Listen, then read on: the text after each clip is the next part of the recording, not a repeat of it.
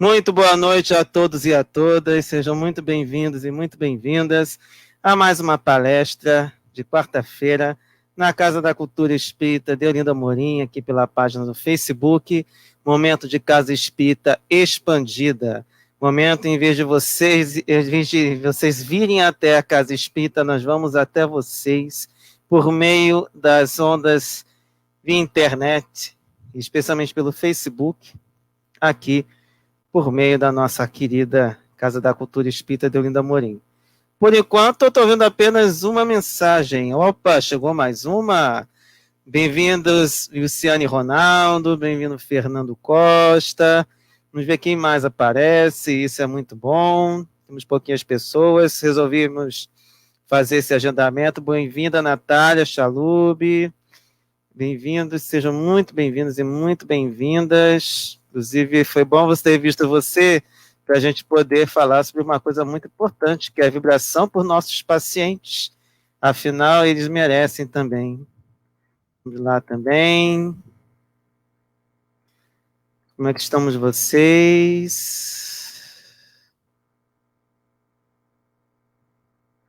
Então, vamos já continuando aqui. Quem mais chegou? Estamos chegando aos pouquinhos, mas não tem problema não. O importante é a gente já se concentrar, a gente troca vibrações, a gente estabelece essa conexão, que é uma coisa necessária, especialmente nos nossos dias atuais. E vamos tratar de assunto bastante interessante, porque, afinal, nós temos dados da medicina, temos dados de Kardec, e é um tema que não costuma ser muito explorado. Eu acredito que é porque a muitos de nós fica muito mais... É muito mais interessante estudar a parte mediúnica, mas a parte de emancipação da alma também é muito importante, até porque há muitas confusões, às vezes, nesse sentido. Então, temos mais Daniele Serpa, Riva Pereira. Gente, saudade de todos vocês, tá? Todos vocês também. É muito bom estar juntos, mas nesse momento de isolamento social, vamos manter essa conexão de maneira muito tranquila e, claro, mantendo sempre a conexão com nossos irmãos superiores. Então, vamos começar a nossa reunião já trazendo um livro que está muito pouco estudado, muito pouco explorado, que é esse aqui, ó, Sugestões Oportunas, do Carlos Torres Pastorino, que é muito conhecido pelo livro Minutos de Sabedoria, mas, como já falei de outra vez, foi um grande estudioso e, com certeza, hoje está num patamar muito mais elevado, intelecto moralmente falando, porque, afinal, o espírito evolui, estando encarnado ou estando desencarnado. E aí eu até iniciei um pouco mais cedo, pelo menos para poder enviar o link para alguns lugares.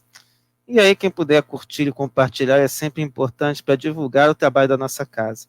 Lembrando também, já vou falar logo, para a gente ficar atentos e atentas a todas as atualizações das páginas do Facebook, não somente por conta dos eventos, mas também por conta de todas as outras coisas que estão relativas à nossa casa mesmo.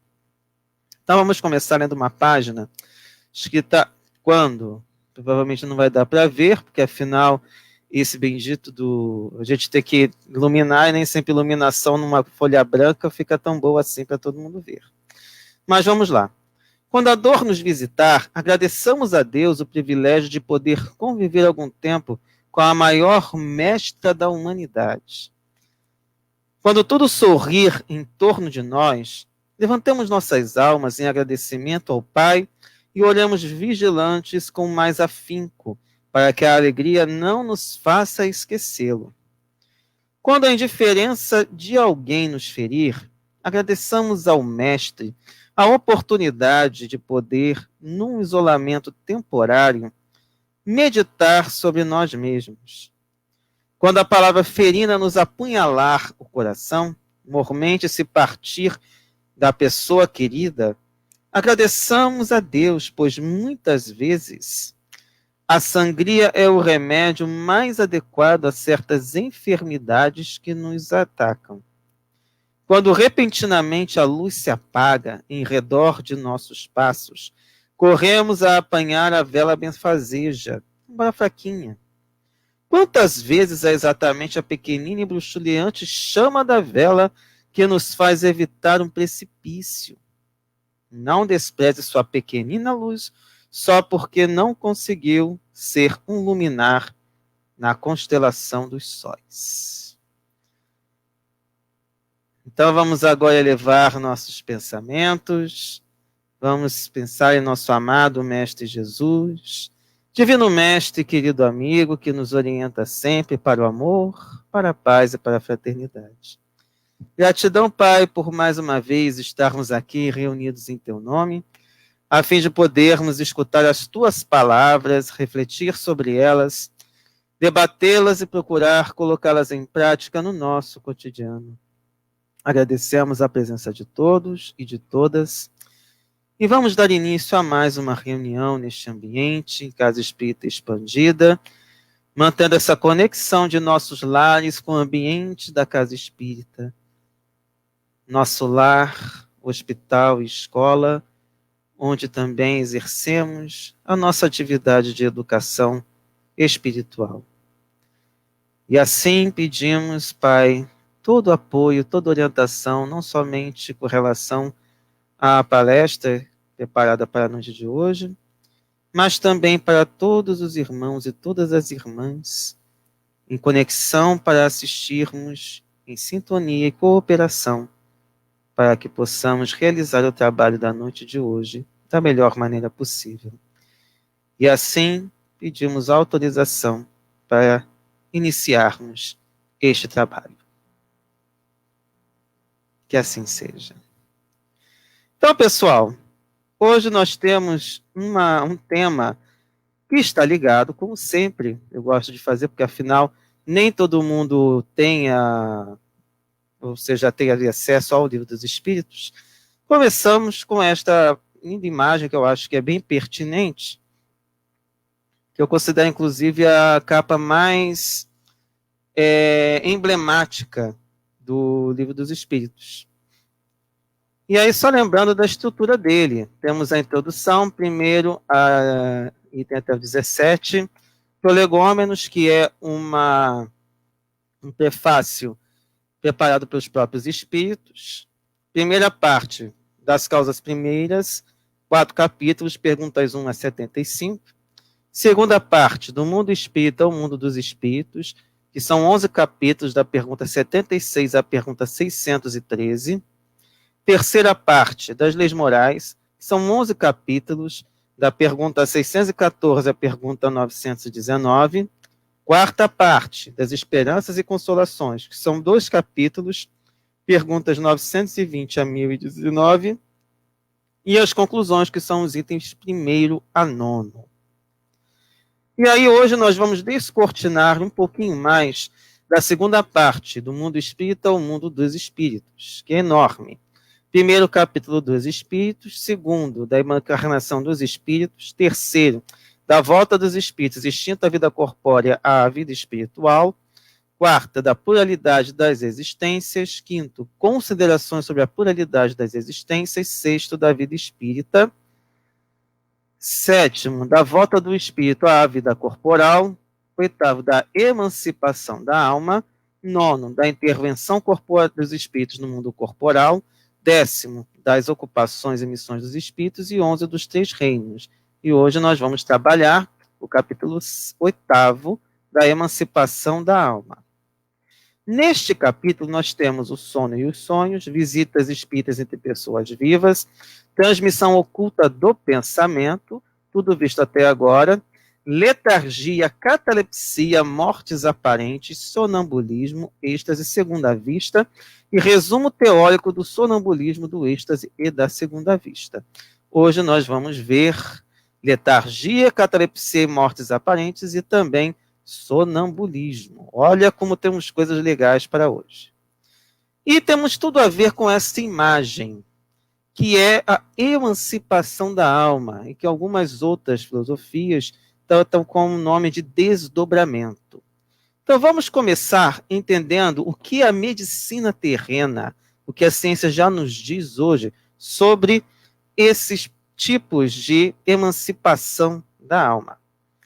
Então a catalepsia, por exemplo, É uma doença rara em que os membros se tornam rígidos, mas não há contrações, embora os músculos se apresentem mais ou menos rígidos. A pessoa fica o tempo todo consciente e quem passa por ela pode ficar horas nesta situação. Então, é uma situação muito delicada e por isso que talvez seja o caso de morte aparente mais emblemático e até mais tratado na literatura, especialmente no cinema, nas histórias em geral. A catalepsia patológica, ou seja, aquela que é natural, ocorre em determinadas doenças nervosas, debilidade mental, histeria, intoxicação e alcoolismo. Ou seja, a medicina já conseguiu detectar que a catalepsia costuma estar ligada a essas doenças. Pode também ser um sintoma de certas perturbações do sistema nervoso ou síndromes como o mal de Parkinson, síndrome neuroléptica maligna e epilepsia. Então, a ciência já conseguiu também detectar que costuma estar ligado a esse tipo de situação física. Outras coisas que estão envolvidas é o sintoma característico também de abstinência de anfetaminas, como cocaína. Então, a ausência de cocaína no organismo viciado também pode causar catalepsia. Além disso, pode ser causada no tratamento da esquizofrenia por antipsicóticos, como esses dois aí com nomes bonitinhos, ótimos para colocar em filho. Haloperidol e o anestésico cetamina. Além disso, a catalepsia também é um termo usado pelo hipnotizador para descrever um braço ou perna morto, entre aspas, porque na verdade ele está sem capacidade de movimento. Ou também para o caso de transe completo. Então são casos bem interessantes em que ocorre essa cessação do movimento, essa perda de energia, às vezes apenas em um membro. Infelizmente, não consegui detectar nenhuma história, um exemplo que trouxesse isso de maneira adequada. Nem em histórias em si, mas são experiências que são já catalogadas. E aí trouxemos como um bom exemplo a nossa amada Ivone Pereira. Ivone do Amaral Pereira, aos 29 dias de nascida, depois de ter um acesso de tosse, sobreviveu a uma sufocação que a deixou como morta. E essa morte aparente foi classificada como catalepsia. E ficou durante 6 horas nesse estado. E, é claro, aos 8 anos, repetiu-se o fenômeno da catalepsia associado a um desprendimento parcial. Então, esse foi um fenômeno que foi comum na vida dela a partir dos 16 anos. Então, ao fenômeno da catalepsia, no caso da dona Ivone, estava associado a esse momento de libertação. Ela trazia essas imagens ou essas vivências no mundo espiritual e trazia para a gente e convertia nos romances que já conhecemos. Quem não conheceu tem que conhecer. Eu me coloco nessa situação, porque infelizmente eu li muito pouco dela ainda. Então, gente, não temos muito mais o que falar por enquanto da catalepsia, senão vamos, como a gente tem mais temas, vamos seguir adiante. Quem quiser depois pode guardar as perguntas e depois que a gente vai lendo e vir respondendo à medida que vocês forem trazendo essas dúvidas, questões, o que for possível a gente responde, mesmo não sendo da área de medicina. Aliás, temos médicos aí, quem quiser também colaborar pode deixar aí que a gente não está dentro da sala, mas atuemos como se estivéssemos, sem nenhum problema. Letargia. Esse é um nome que para mim dá um certo trabalho, porque aqui não, atualmente é bem difícil catalogar a letargia como Kardec observou. Então vamos ver o que a ciência nos diz hoje sobre a letargia. Ele diz que a letargia é a perda temporária ou completa da sensibilidade e do movimento por causa fisiológica ainda não identificada, levando o indivíduo a um estado mórbido em que as funções vitais estão atenuadas de tal forma que parecem estar suspensas, dando ao corpo a aparência de morte. Então, qual é a questão que é muito pertinente e necessária que a gente trabalhe na ideia da letargia, que é diferente, por exemplo, da catalepsia.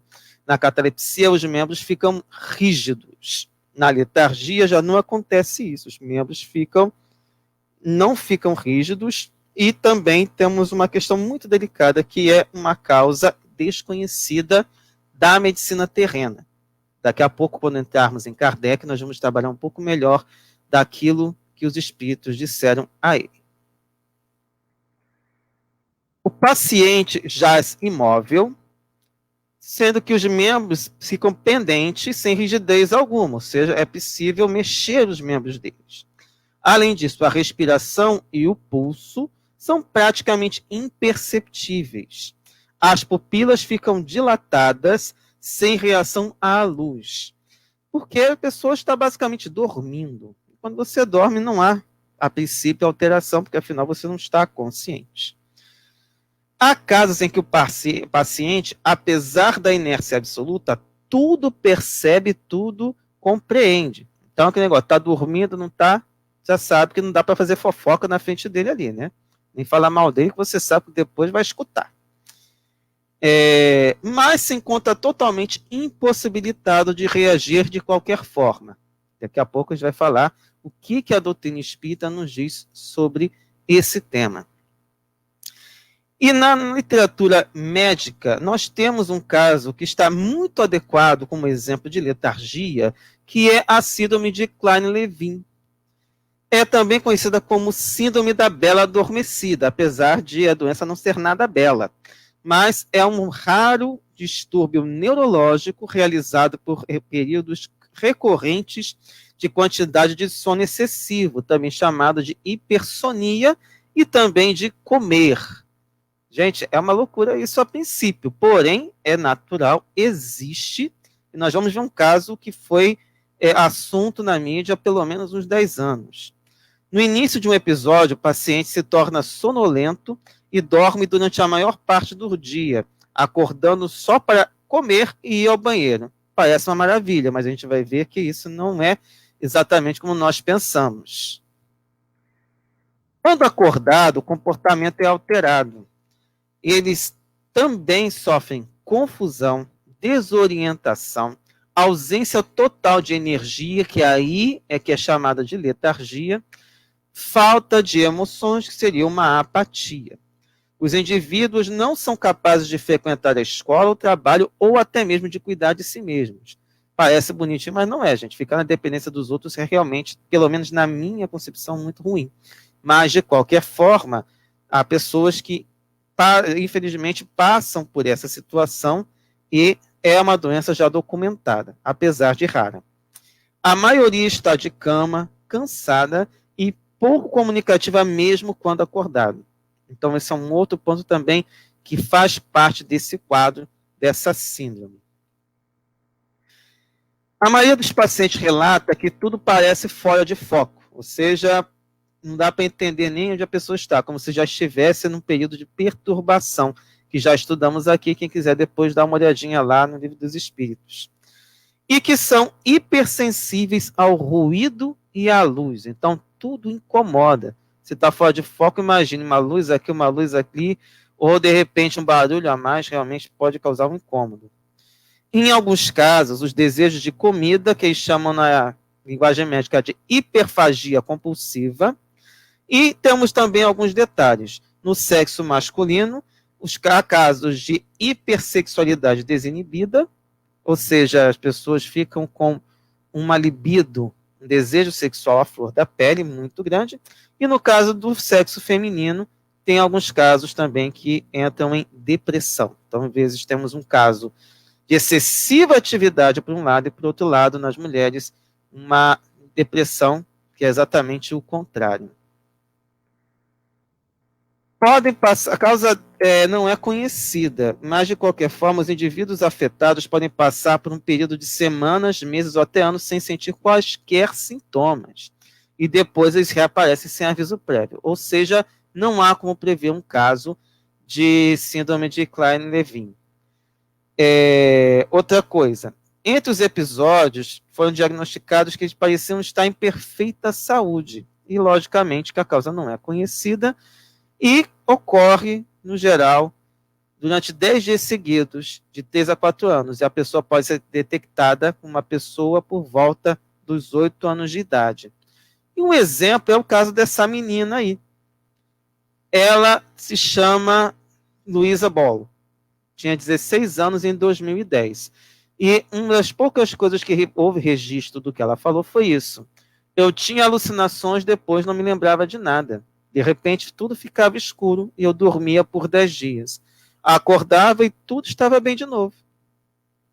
Como ela não guardava as lembranças do que acontecia no estado de vigília, então isso realmente não é como se afetasse tudo o que acontecia ao redor dela. E aí a mãe também tem esse relato. Os médicos diziam que era crucial acordá-la uma vez ao dia para alimentá-la e levá-la ao banheiro. Porém, a mãe dizia, já tentei forçá-la a se levantar, mas ela começa a suar, fica muito agitada e agressiva. Então, isso realmente foi um caso real. Essa fonte é de 2010 e desde 2012 não encontrei mais nenhuma menção a Luísa Ball. Então, nós não sabemos como ela está hoje ou se ela continua encarnada. Não consegui achar nada pela rede. De repente, se alguém tiver notícias, manda notícias. Mas, enfim. Prosseguindo, gente, tem um caso que eu acho muito delicado e que eu acho importante trazer para a gente, porque Kardec não abordou esse tema. E eu acho muito importante porque muitas vezes a gente tem uma certa dificuldade de tecer determinadas relações. Coma é um estado de inconsciência do qual a pessoa não pode ser despertada. E é muito interessante porque o coma é praticamente tão antigo quanto a letargia. Nós não sabemos por que Kardec não abordou. Porém, nós temos muito mais dados sobre o coma do que sobre a letargia, curiosamente falando. E vocês vejam que ali pegamos uma síndrome onde um dos sintomas é a letargia. Mas nós temos esse caso aqui.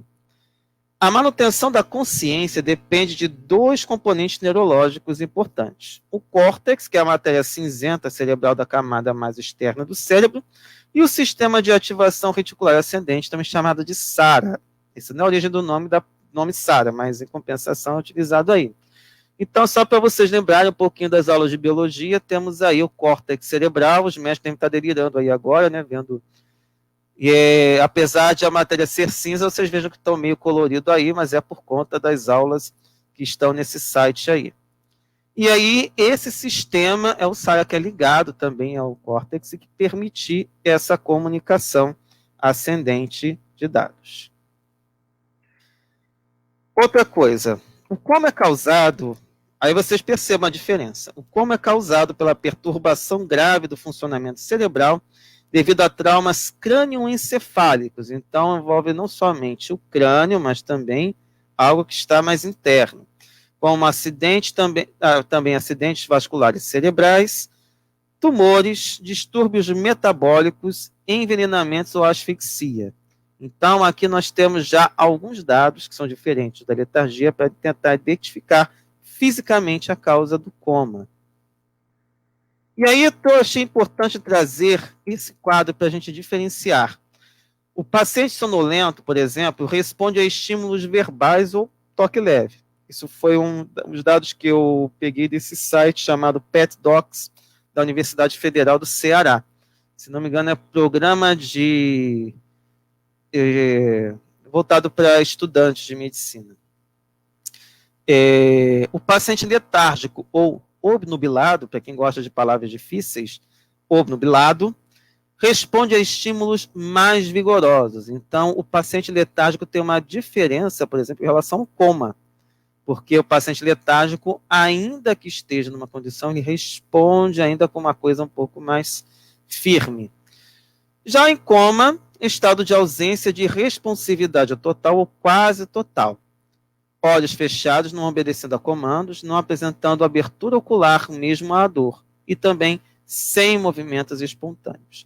Isso de uma maneira muito simples, que a gente pode falar sobre as diferenças entre a letargia e o coma, que seriam a princípio mais semelhantes.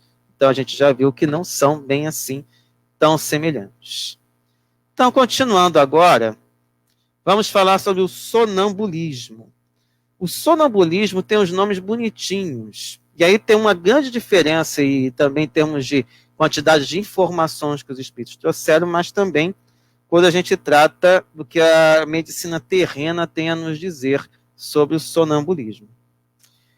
Olha os nomes bonitinhos, gente. Noctambulismo ou hipnofrenose. Vê se pode, gente. Não tem, é até difícil de pronunciar. É o sonambulismo para o sono não REM. A gente vai falar sobre isso. Quem gostava de uma banda de rock chamada REM, agora já está sabendo de onde veio esse nome. Ou distúrbio comportamental do sono REM para o sono REM. Calma que a gente vai explicar um pouquinho mais sobre isso. É basicamente um transtorno comportamental do sono, também chamado de parassonia, durante o qual a pessoa pode desenvolver habilidades motoras simples ou complexas. Provavelmente vocês já devem ter visto ou escutado sobre casos de sonambulismo, e foi um dos elementos muito estudados por Kardec na época, inclusive com relatos muito interessantes, tanto no livro Céu e o Inferno, e na Revista Espírita, com experiências interessantes até de sonâmbulos que estavam longe do corpo e se comunicaram na mesa mediúnica, ou seja, na reunião mediúnica houve a comunicação do espírito encarnado em estado de desprendimento do corpo físico e que também eram sonâmbulos, na visão transmitida por Kardec.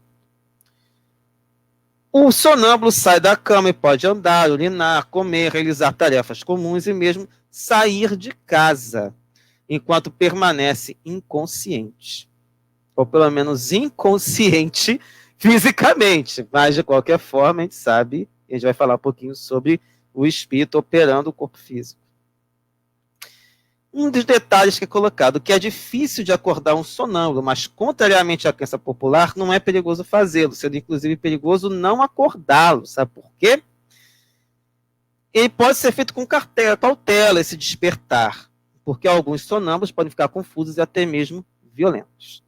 Já foi registrado até caso de assassinato provocado por um sonâmbulo. Então é por isso que devemos agir com cautela, mas também não devemos agir achando, não acorda não. Já teve caso até de um sonâmbulo parar num alto de uma montanha e ninguém entendeu como é que ele chegou lá, porque toda a equipe de bombeiros, policiais envolvidos, também teve muita dificuldade para conseguir resgatar esse sonâmbulo lá, sabe Deus por que ele foi parar lá em cima. Eu acho que foi exatamente para mostrar que esse espírito tem capacidade de fazer determinadas coisas e que, enquanto encarnado, ele não poderia, já que como espírito ele tem melhor visão de algumas coisas. Continuando aqui. A medicina também detectou que ele é mais comum em crianças em idade escolar. 25% das crianças entre 3 a 10 anos têm pelo menos um episódio por ano e 15% todos os meses. Então tem outra coisa. A maior parte das crianças sonâmbulas deixa de apresentar esse comportamento a partir da adolescência. Mas tem outro detalhe. Dentre os adultos, estimam que 0,5% a 4% dos adultos também apresentem sonambulismo. Outros detalhes que foram detectados. 40% das pessoas com sonambulismo possuem pelo menos outros 2 parentes que também têm este distúrbio. Olha que interessante. Então, o sonambulismo, assim como também há uma desconfiança sobre a mediunidade, também tem alguma questão envolvida com a parte genética também.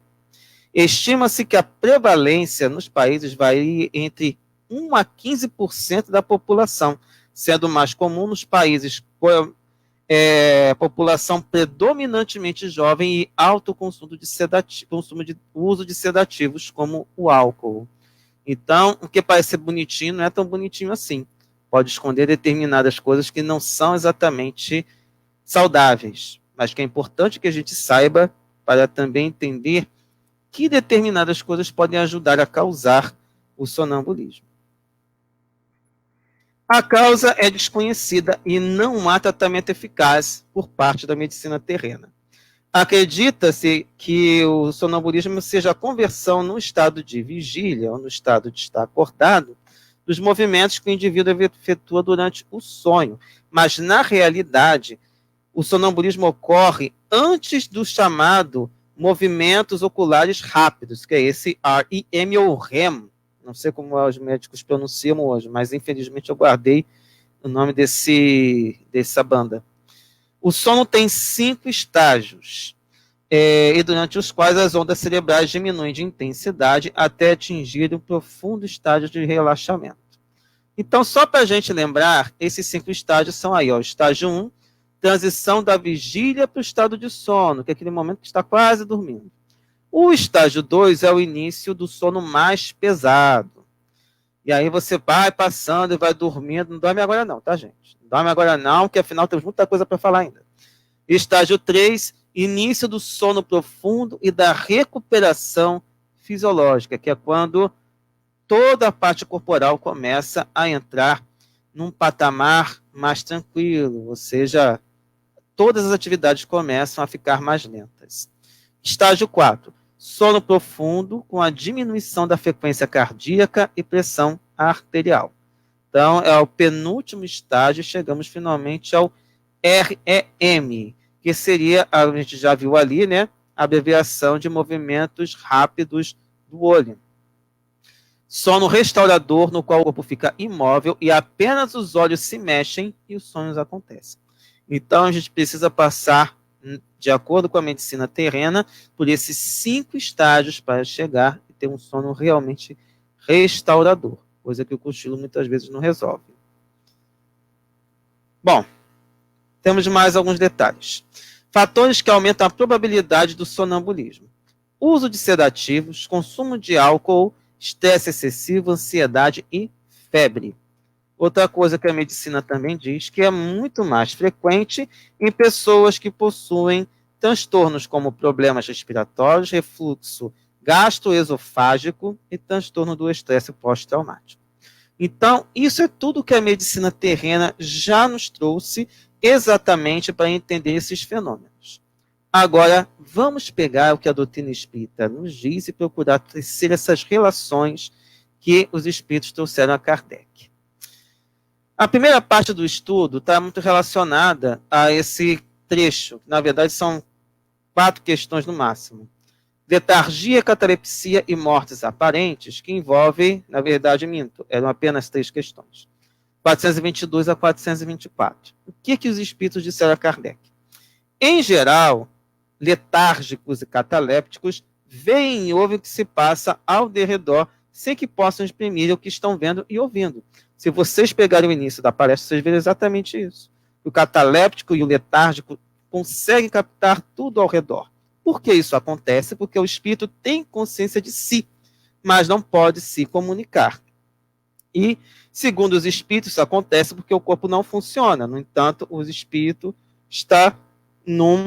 continua ativo. Isso acontece por uma questão física que nem os espíritos conseguiram descrever, porque certamente há conhecimentos ainda precisaríamos aprofundar. E vocês vejam que ainda hoje a medicina não conseguiu captar esses casos. Coma já conseguiu, mas mesmo assim a gente tem ainda problema com catalepsia e letargia. Talvez por isso Kardec realmente não aprofundou muito a questão do coma. E aí, continuando, temos um caso que é desse trecho do livro Céu e Inferno, que é o Antônio B. Um escritor de mérito estimado por seus concidadãos, tendo cumprido com distinção e integridade funções públicas na Lombardia, caiu por volta de 1850 em consequência de um ataque de apoplexia, num estado de morte aparente que se tornou, infelizmente, como ocorre, às vezes, por morte real. Então, eles consideraram que ele havia morrido. E é uma coisa que foi muito frequente na época de Jesus. Bastava desmaiar, o pessoal considerava que estava morto e enterrava. Por isso que há muitos casos de ressurreições também tem muito a ver com isso. Se alguém puder depois dar uma olhada na Gênese, naqueles casos Kardec inclusive menciona isso na própria Bíblia. O erro era tanto mais fácil, quanto se acreditava, perceber no corpo sinais de decomposição. 15 dias depois do enterro, uma circunstância fortuita determinou a família pedir a exumação. Tratava-se de um medalhão esquecido por descuido dentro do caixão. mas o estupor dos assistentes foi grande quando, na abertura, se reconheceu que o corpo mudara de posição e a situação realmente foi catastrófica. E, claro, naquela época, Kardec evocou esse espírito que disse o seguinte, olha a pergunta, dizeis, cruel punição de uma feroz existência, mas vossa reputação até agora intacta não deixava supor nada semelhante, podeis explicar-lhes isso? E aí, o Antônio B., depois de muito falar, fala o seguinte, numa existência anterior, eu tinha emparedado uma mulher, a minha, viva, num jazil. Ou seja, ele cometeu esse ato de assassinar a própria esposa por ciúmes, provavelmente numa situação realmente bastante cruel. Ou seja, emparedou a mulher. A gente tem até casos, teve uma minissérie da Globo que, inclusive, houve uma modificação, porque no final era esse o castigo que o homem imporia à sua esposa. Então, voltando para essas perguntas. Podem reatar-se laços prestes a se desfazerem, restituindo-se à vida um ser que definitivamente morreria se não fosse socorrido? E a resposta. O magnetismo, em tais casos, constitui muitas vezes poderoso meio de ação, porque restitui ao corpo o fluido vital, ou princípio vital, que lhe falta para manter o funcionamento dos órgãos. E aí, o que eles falam?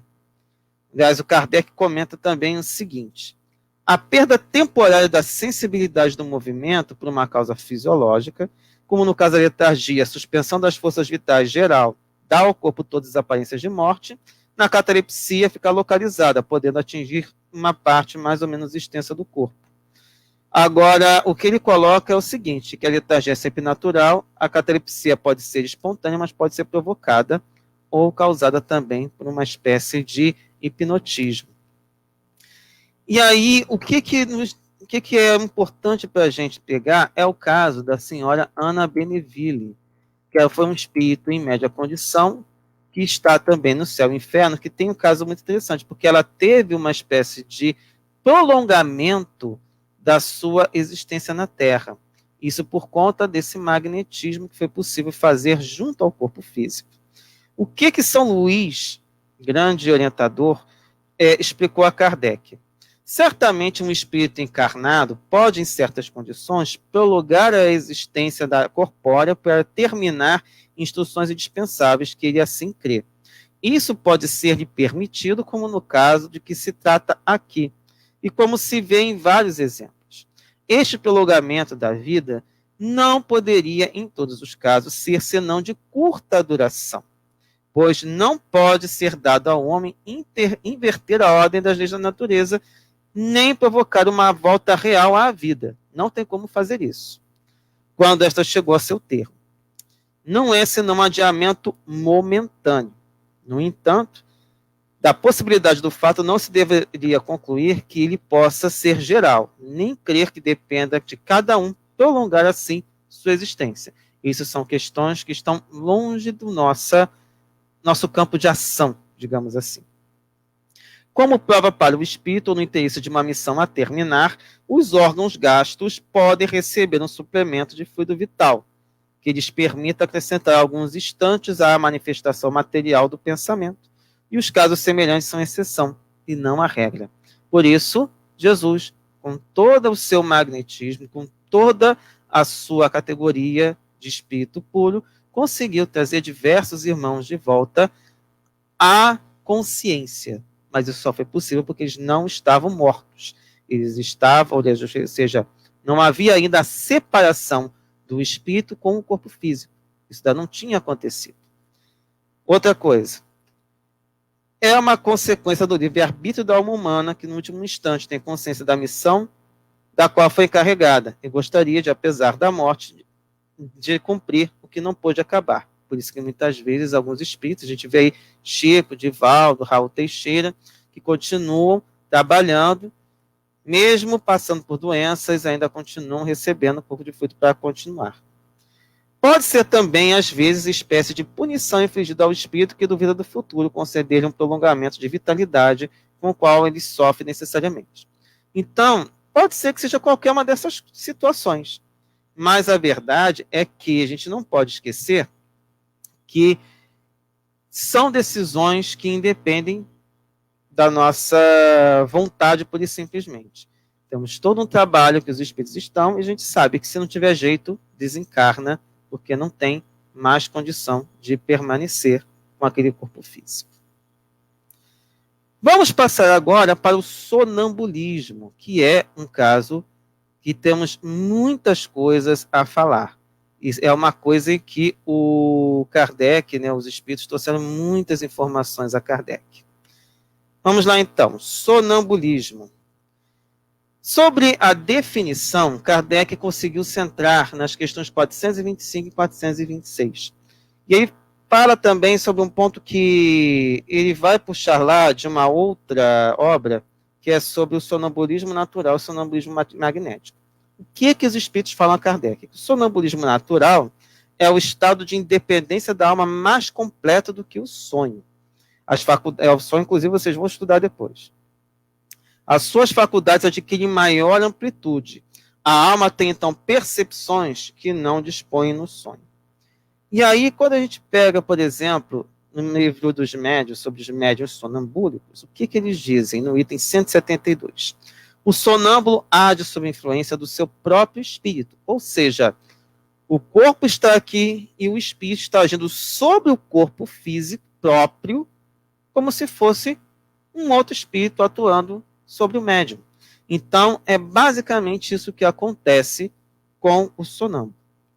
É a sua alma que, nos momentos de emancipação, vê, ouve e percebe fora dos limites dos sentidos. O que ele externa tira-o de si mesmo, ou seja, o que ele fala é dele. Suas ideias, em geral, são mais justas do que no estado normal, seus conhecimentos mais dilatados, porque tem livre a alma. Ou seja, o espírito está livre, consegue perceber melhor as coisas, porque afinal não está preso no corpo físico. Está ligado a ele. Mas, de qualquer forma, ele tem esse momento de liberdade para trazer informações que no estado de vigília ele não conseguiria. Continuando. Perdão, aqui houve um probleminha aqui. Peraí. O que numa palavra, ele vive antecipadamente a vida dos espíritos. O médium, ao contrário, é instrumento de uma inteligência estranha. É passivo e o que diz não vem de si. Em resumo, o sonâmbulo exprime o seu próprio pensamento, enquanto que o médium exprime o de outro espírito. Então, basicamente, essa é que é a questão que precisa estar conectada aqui. E aí, voltando, na 426, pergunta sobre o sonambulismo magnético. E aí temos a diferença, que é provocado. Então, a princípio, Kardec trabalha com esses dois tipos de sonambulismo. O sonambulismo natural, que é espontâneo, se produz sem provocação, sem influência de um agente exterior, que está aí no livro Instruções Práticas sobre as Manifestações Mediúnicas, e o magnético é provocado pela ação que uma pessoa exerce sobre outra por meio do fluido magnético que derrama sobre esta, que basicamente pode ser um hipnotismo, um passe, enfim. Há algumas questões que hoje em dia, pelo menos, não é muito fácil a gente trabalhar. E aí, a partir da questão 427, Kardec, até dessas questões aí, 427 a 430, englobando as questões 482, 483, 485 e 486, Kardec trabalha a questão da clarividência, que é um dos pontos mais importantes da questão do espírito, ou melhor, do sonâmbulo. Por exemplo, a clarividência é basicamente a alma que vê, na visão que os espíritos trazem. E ela vê porque a matéria nenhum obstáculo oferece ao espírito. Ou seja, não há barreiras físicas para o espírito. E o que nós temos o que a Gênese nos diz sobre essa vista espiritual ou psíquica, nos itens 24 e 25? Que a visão espiritual não se opera por meio dos olhos físicos. Segue-se que a percepção das coisas não se verifica mediante a luz ordinária, ou seja, essa luz que está aqui. Por exemplo, tem uma lâmpada aqui na minha frente, eu consigo ver as coisas. Se apaga essa lâmpada, eu não consigo ver mais nada. Mas, em compensação, os próprios espíritos falam aqui. De fato, a luz material é feita para o mundo material. Já no mundo espiritual, o que acontece? Envolta no seu perispírito, que é o laço que liga o espírito ao corpo. Quem quiser também dá uma olhadinha no livro dos espíritos, ou então pega alguma palestra que a gente tem por aí também, não é difícil a gente perceber. A alma tem consigo o seu princípio luminoso. E o Zimmermann, no livro Perispírito, fala que uma das propriedades do perispírito é justamente a luminosidade. Penetrando a matéria por virtude de sua essência etérica, porque afinal ele é uma coisa plástica e não é material como a gente imagina, não há para a sua visão corpos opacos, ou seja, eu estou vendo aqui, vocês estão me vendo, mas como espírito a gente tem uma outra forma de ver isso. Entretanto, a vista espiritual não é idêntica, quer em extensão, quer em penetração, para todos os espíritos. Isso depende da elevação de cada um. Somente os espíritos puros a possuem em todo o seu poder, como Jesus, conseguiu enxergar a nossa folha corrida toda. Conseguiu enxergar tudo, inclusive nosso passado, e a partir de outras coisas também. Nos inferiores, como é o nosso caso, ela se acha enfraquecida pela relativa grosseria do perispírito, porque afinal, quanto mais inferior, mais denso é o perispírito, a gente tem mais dificuldade para fazer as coisas. Que se lhe interpõe qual nevoeiro. Então a gente tem muita dificuldade para enxergar, como se estivesse no russo, quando o russo invade Teresópolis. Manifesta-se em diferentes graus nos espíritos encarnados, pelo fenômeno da segunda vista, tanto no somnambulismo natural magnético, quanto no estado de vigília. Se vocês vão ver, fica como spoiler para uma próxima palestra que vocês vão ver, que é sobre a segunda vista.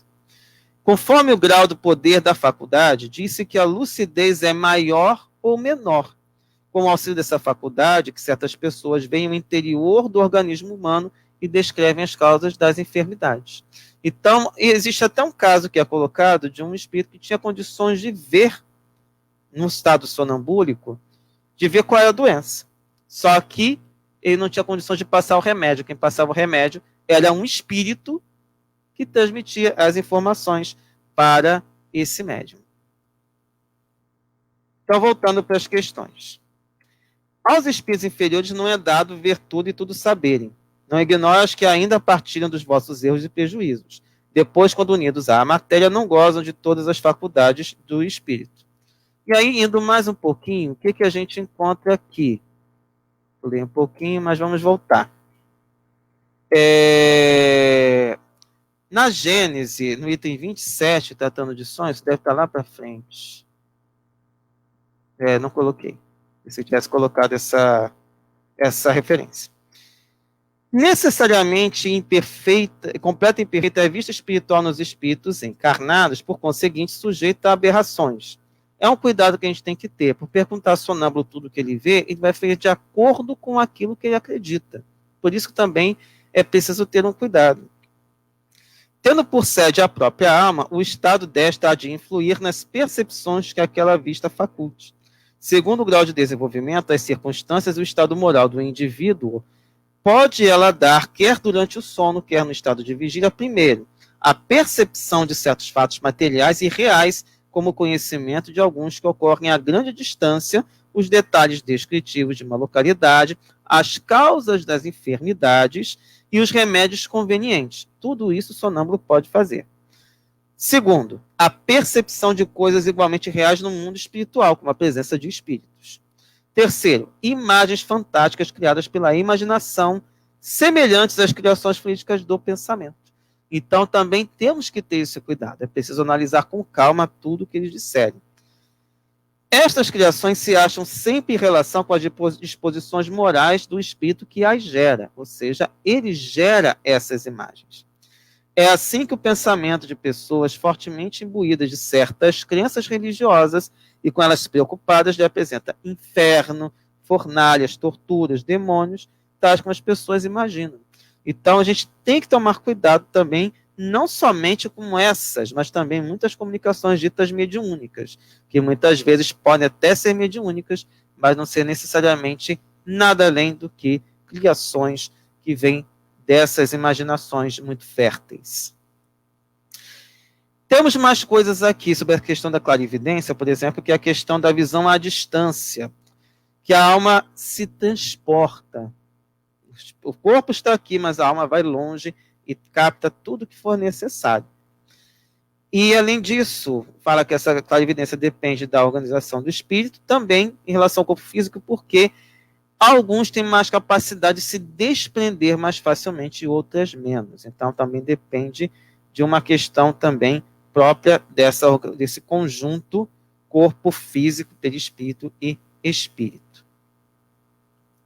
Acho que temos agora falar aqui rapidinho sobre a questão de ver outros espíritos. Mencionamos aquele caso também, mas essa questão de você conseguir ver outros espíritos também depende do grau da natureza, da lucidez de cada espírito, desse desprendimento. Então, o que nós vamos falar agora? Sobre as ideias inatas. Nós já vimos que esse desprendimento é um caso bastante delicado e que a gente precisa ter um certo cuidado quando nós vamos falar sobre isso. E no caso das ideias inatas, isso tem a ver com esse desprendimento que o espírito tem, porque ele passa a ter uma lucidez bem adequada com relação ao seu grau de desprendimento. Ou seja, a partir da evolução espiritual, ele consegue captar coisas que, a princípio, enquanto encarnado, ele não pode trazer. Daí as chamadas ideias inatas, que muitas vezes são relacionadas às crianças que trazem lembranças ou ideias de outras encarnações. O espírito também, quando está nessa situação de emancipação ou sonâmbula, ele pode trazer também determinadas questões que somente seria possível se ele estivesse somente desencarnado. Como já foi falado, ele está numa situação que é semelhante à de um espírito desencarnado. Mas por conta dessa conexão com essa vivência no corpo físico e as ideias das quais ele está imbuído, então muitas vezes o que ele traz está, digamos assim, contaminado com essas ideias. E ainda tem outras coisas que são as faculdades que ele desempenha enquanto está nessa condição.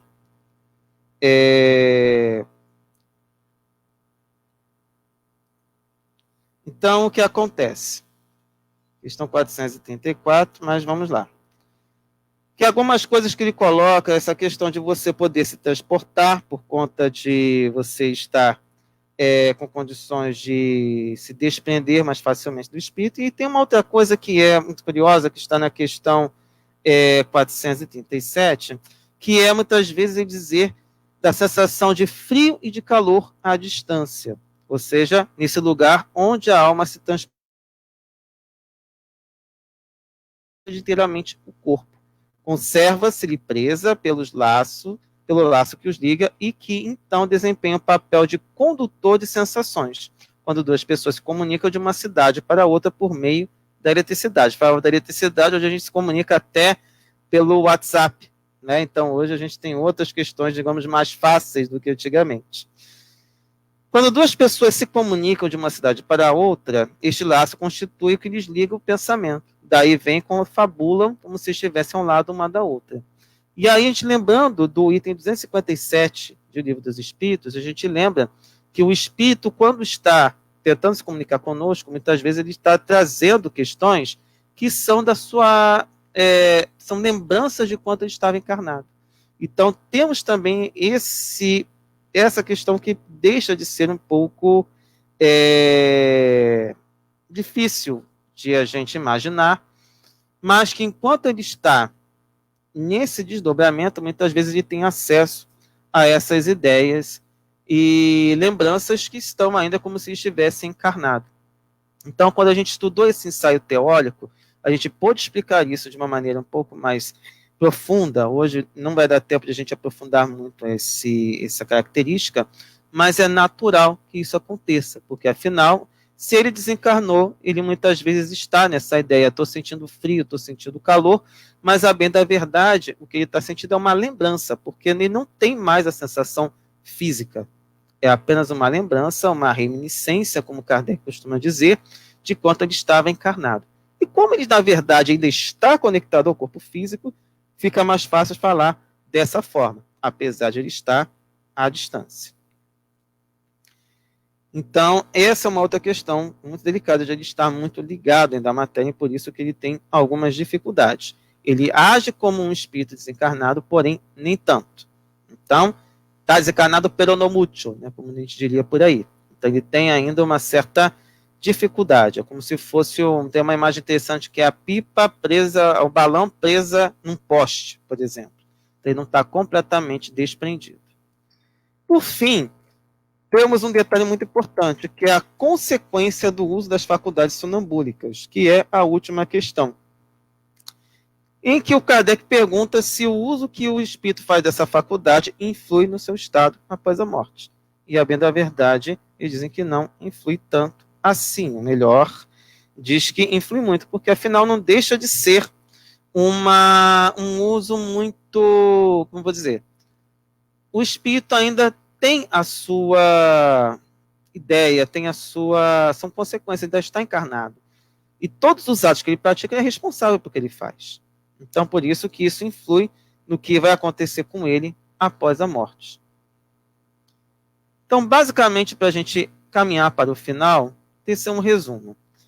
Catalepsia, letargia, coma e sonambulismo são fenômenos anímicos, ou seja, de emancipação da alma. Está ligado à própria alma. Anímico não significa necessariamente emancipação da alma, mas são fenômenos relativos à própria alma. Não está ligado necessariamente a um fenômeno mediúnico.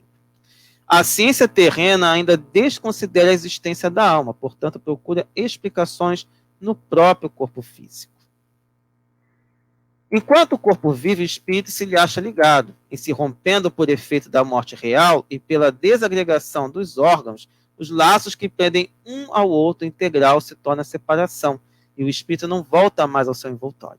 Quando o homem aparentemente morto volve à vida, é que não era completa a morte. Portanto, todos esses casos relatados não são nada mais, nada menos do que o retorno do espírito ao corpo físico.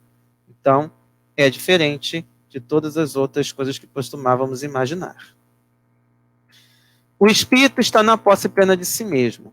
Os órgãos materiais deixam de receber impressões exteriores, no caso da letargia e da catalepsia, e também podemos acrescentar o coma.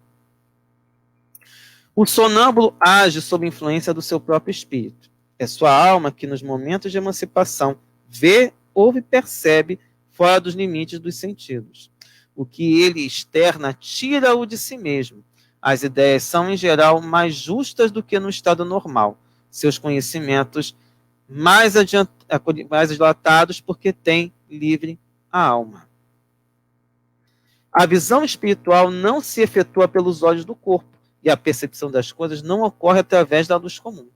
A alma, envolta pelo seu perispírito, tem em si mesma seu princípio luminoso. Penetrando a matéria em virtude da sua essência etérea, não existem corpos opacos para a sua visão. Daí ele conseguir enxergar mesmo de coisas fechadas.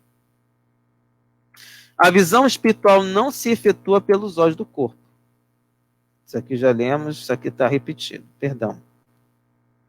A visão espiritual é necessariamente incompleta e imperfeita entre os espíritos encarnados e, por consequência, sujeitas a aberrações.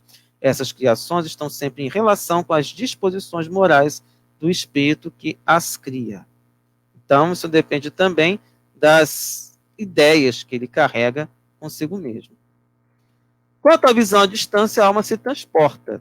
Quanto à possibilidade de ver outros espíritos, depende do grau e da natureza da lucidez de cada um. Ou seja, tudo depende da evolução espiritual de cada irmão que está nessas condições. Quanto às ideias inatas, tais conhecimentos dormitam porque, por demasiado imperfeito, seu envoltório corporal não lhe permite rememorá-los. Então, enquanto estamos junto ao corpo físico, não é possível acessar a memória que está lá guardadinha. Mas enquanto ele está nesse estado sonâmbulo, ele consegue transmitir essas ideias da melhor maneira possível, até porque ele está mais livre, apesar de ainda ligado ao corpo físico. Quanto às sensações de frio e calor existentes no lugar onde se acha sua alma, conserva-lhe presa pelo laço que os liga, e que então desempenha o papel de condutor das sensações. E com relação ao uso que um sonâmbulo faz da sua faculdade, influi no estado do seu espírito depois da morte, como o bom ou mau uso que o homem faz de todas as faculdades com que Deus o dotou. Não é porque ele está num estado de sonambulismo mais livre do que quando está num estado de vigília, que ele simplesmente está no estado especial e que tudo que ele faz, ele pode fazer longe da lei de Deus. Muito pelo contrário. todos permanecemos na lei de Deus, independentemente do estado em que nós estejamos. Levando-se em conta, é claro, o estágio evolutivo em que nós estamos. Então, pessoal, era isso basicamente que eu tinha para falar com vocês. Depois, quem quiser deixar algumas perguntas ou alguma coisa a mais aí, se alguma coisa ficou pendente, podemos ver aí, mas vamos já caminhar para o nosso encerramento, trazendo e lembrando das nossas reuniões, segundas-feiras, 10 horas, inclusive está errado aí, né? 10 horas, inclusive esqueci de trocar aqui o arquivo. 10 horas da manhã com o Mauro, quartas-feiras, 15 horas, comigo e Cleide mais convidados, 20 horas como está acontecendo hoje. Semana que vem será nosso querido Marcelo Pellegrino, falando do Evangelho segundo o Espiritismo. Amanhã nós teremos Eleonora Belmiro tratando do Livro dos Médiuns, e no sábado teremos Lília Machado. E aí teremos depois outras novidades nessas situações. Então, meus amados amigos, meus amados irmãos, vamos caminhando para o final. Gostaríamos de agradecer a quem mais apareceu aqui depois. Deixa eu ver aqui: Maria Alice Carracena, Suzana Pedrosa, Cátia Jaque, Marcelo Redivivo, Valéria Moreno, Maíra Braga, Deise Rossi, Helene Bastos, Edson Wilson, Cleide Quaglio, Lucimara Gomes, Silvia Braga, Marta Sidaco, Paulo Pereira, Ângela Pereira, Cláudia Santana, Rosane Correia, Arthur Wilson, Fátima Rodrigues. Gente, enfim, gente, fico muito feliz de ter compartilhado para vocês essa pesquisa, e o que a gente puder fazer, quem tiver uma dúvida, deixa aí, vamos fazer a nossa prece para a gente poder prosseguir. E agradecer mais estes momentos, e, enfim, eu gosto até de colocar prece, mas eu acho que a gente precisa, nas horas da prece, de uma pessoa. Antes que eu me esqueça, gente, fiquem sempre atentas às novidades do Facebook da casa, porque nós temos algumas questões que somente durante a nossa palestra não é possível falar, mas tem sempre alguém ali trazendo novidades pela equipe da casa que traz novidades e sempre posta ali, tá bom? Francisca Martins também, gratidão pela presença, e também a quem de repente acessar essa palestra depois, sem muito problema. Então agora eu vou colocar um sorrisão, que eu gosto muito, e que eu acho que é o que a gente precisa nesse momento em que nós estamos afastados fisicamente, mas conectados pela internet. Então, gratidão, Pai, por mais uma vez termos compartilhado este momento juntos, agradecendo por termos conseguido concluir mais um trabalho, e pedimos, Pai, que estes fluidos positivos, estes fluidos salutares, permaneçam em nossos lares, trazendo harmonia e conexão com os irmãos superiores. Agradecemos por todo o bem proporcionado, e que possamos manter essa conexão harmoniosa contigo, com os irmãos superiores e todos os irmãos com os quais convivemos, seja em casa, seja no trabalho, e que esses conhecimentos nos ajudem a lidar com todas as coisas com as quais lidaremos no futuro, mesmo com questões que aconteceram no passado e com fenômenos que certamente lidaremos em algum momento. E para encerrar, pedimos autorização, Pai, para encerrar os trabalhos da noite de hoje. Que assim seja. Então, mais uma vez, agradeço a presença de todos e de todas, e que, enfim, como o Edson costuma dizer, Edson está aí também, Sidney da Silva, temos uma pergunta já aqui. Existe alguma relação do sonambulismo com os casos de terror noturno que acontecem nas primeiras idades? Eu acredito que sim. São questões que costumam estar relacionadas com esse desprendimento do espírito com relação ao corpo físico naquele momento. E se a gente for reparar que as crianças, com relação ao período, se vocês repararem que a gente falou do sonambulismo, no geral, o sonambulismo desaparece após determinada quantidade de tempo. Então, nisso, o que acontece é exatamente nesse período em que nós temos essa conexão ou seja, essa finalização dessa conexão do corpo físico com o espírito, ou do espírito com o corpo físico, e que acontece à medida que ele vai chegando, ou vai crescendo o corpo físico também. Nesse período, o espírito começa a estar mais conectado com o corpo físico e convivendo melhor com a vida de relação, essa vida ou estado de vigília. Durante esse período, antes disso, ou seja, aquele período da idade escolar, como foi colocado no início, entre 3 e 10 anos, ele está realmente ainda vivendo mais no mundo dos espíritos do que no corpo físico. Tanto que às vezes a gente não consegue entender exatamente o que eles querem nos dizer. Então, muito provavelmente, esses casos de terror noturno são lembranças em que eles acabam vivenciando num mundo espiritual, não sabemos exatamente que tipo de relações são essas e que acaba trazendo para o corpo físico assim, quando ele retorna. E aí vem os pesadelos e tudo mais. Tanto que é muito comum as crianças terem seus irmãos, seus amiguinhos invisíveis. Isso é uma coisa que é relativamente comum, e uma obra que traz isso de uma maneira muito legal é a obra Nossos Filhos São Espíritos, do Hermínio de Miranda. Sidney, não sei se respondi bem a sua pergunta, mas era basicamente o que eu poderia trazer neste momento. Mas depois a gente pode conversar um pouquinho mais sobre isso. Tudo bem? Se quiser mais uma pergunta, ou se de repente não ficou muito claro, pode perguntar mais uma vez aí sem nenhum problema. Também agradecer ao Luiz Carlos Amaral de Melo, que chegou também há pouco. Pelo menos deixou aqui uma mensagem também de boa noite. Enfim, mais alguém também para fazer algumas perguntas, que a gente puder colaborar, a gente colabora, e aquele negócio, a gente responde à medida que a gente tem condições de trazer determinadas respostas. Mas, no geral, o que a gente vê de terror noturno também tem um pouco disso. Ou que a gente considera como terror noturno, que nada mais é do que a vivência do espírito no mundo espiritual que ele traz quando ele retorna ao corpo físico. Temos também um problema de delay às vezes, né? Porque às vezes vocês postam aí na página do Facebook, demora um tempinho para chegar até nós, e aí eu tenho que tomar esse cuidado aqui para não me perder.